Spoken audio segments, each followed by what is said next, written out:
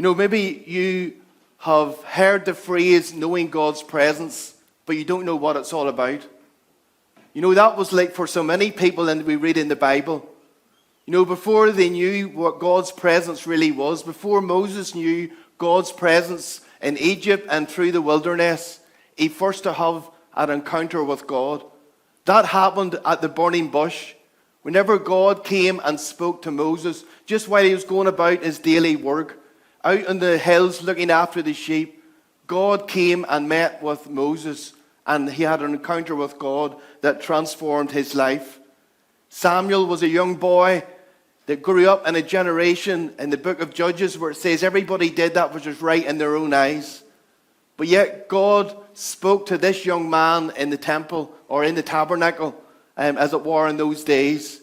And then Samuel responded, "Speak, Lord, for thy servant heareth."